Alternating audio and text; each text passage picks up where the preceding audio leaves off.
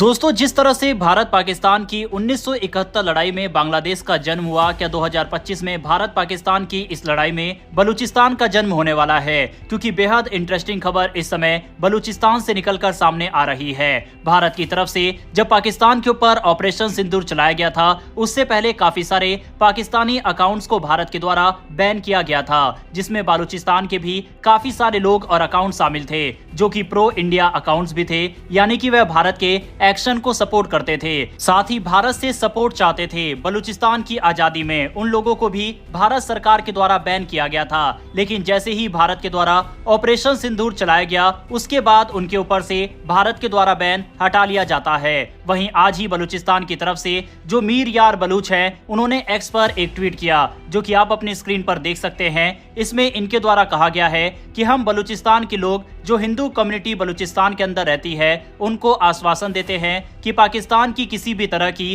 कार्रवाई से हम आपको बचाएंगे। साथ ही हिंगलाज माता मंदिर को भी पाकिस्तानी आतंकवादी और पाकिस्तानी सेना से प्रोटेक्ट करेंगे।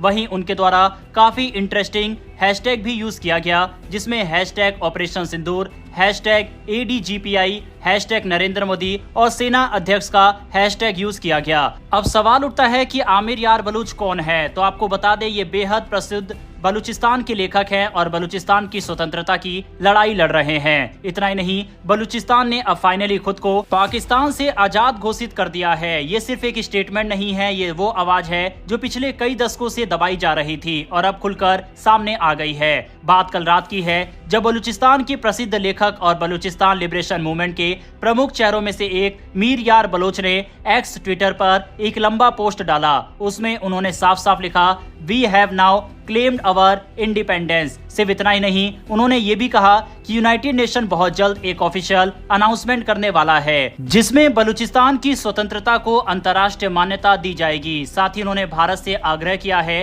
कि वो बलूचिस्तान को एक अलग देश के रूप में मान्यता दे और नई दिल्ली में बलूचिस्तान का एक ऑफिस या एम्बेसी खोलने की इजाजत दे। लेकिन दोस्तों, ये कहानी यहीं से शुरू नहीं होती। इससे ठीक 17 घंटे पहले जम्मू कश्मीर के पूर्व DGP शेषपाल वेद ने एक बयान दिया था, जिसमें उन्होंने बलूच लोगों से अपील की थी, the time has come to claim your freedom, यानी अब समय आ गया है कि आप अपनी आजादी का दावा करें। उन्होंने कहा कि जैसे ही पाकिस्तान का अंत नजदीक आता जा रहा है, बलूचियों को खड़ा होना होगा, स्ट्राइक करना होगा और जो उनका हक है उसे ले लेना होगा। और उसके कुछ घंटों बाद ही मीर यार बलोच का बयान सामने आ गया।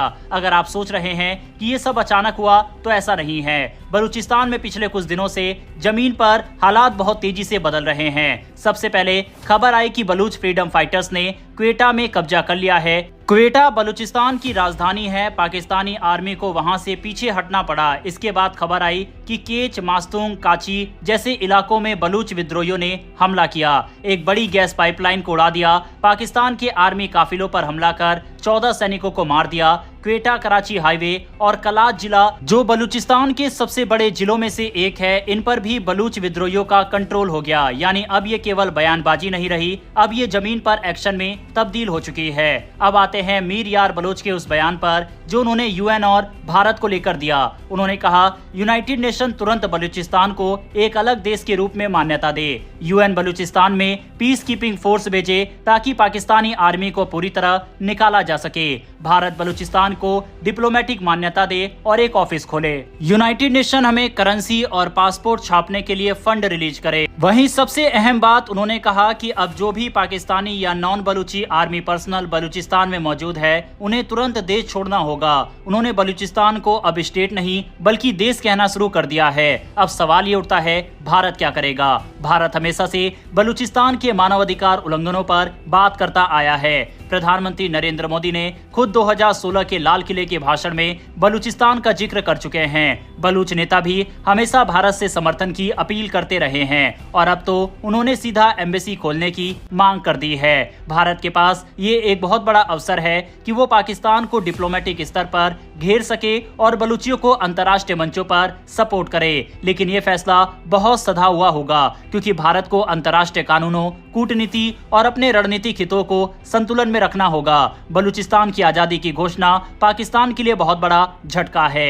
एक तरफ तो आर्थिक संकट में है, IMF से लोन की भीख मांग रहा है, डॉलर की कमी है और आर्मी पर भरोसा कम होता जा रहा है। दूसरी तरफ बलूचिस्तान, जो तेल, गैस और मिनरल से भरपूर है, अब खुद को आजाद घोषित कर चुका है।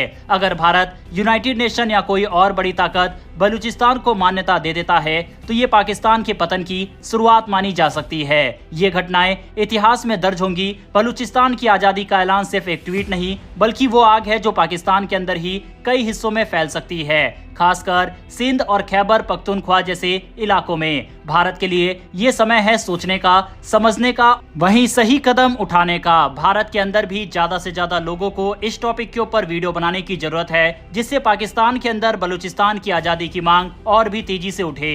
वैसे दोस्तों, आपके हिसाब से जो मांग बलूचिस्तान के फेमस लेखक ने की है कि दिल्ली में एम्बेसी खोलना और बलूचिस्तान की आजादी का समर्थन करना, क्या ये सही समय है भारत को इसको मान लेना चाहिए या फिर नहीं? इस पर अपनी राय कमेंट बॉक्स में लिखकर बताइएगा। अगर आपको ये टॉपिक और इन्फॉर्मेशन पसंद आई हो तो वीडियो को लाइक करके हमें सपोर्ट करने के लिए नीचे दिए गए सब्सक्राइब बटन को प्रेस कर बेल आइकन को दबा ले, जिससे हमारी डेली ऐसी वीडियो आप तक सबसे पहले पहुंच सके। फिर मिलेंगे ऐसी एक नई वीडियो के साथ। धन्यवाद। जय हिंद, जय भारत।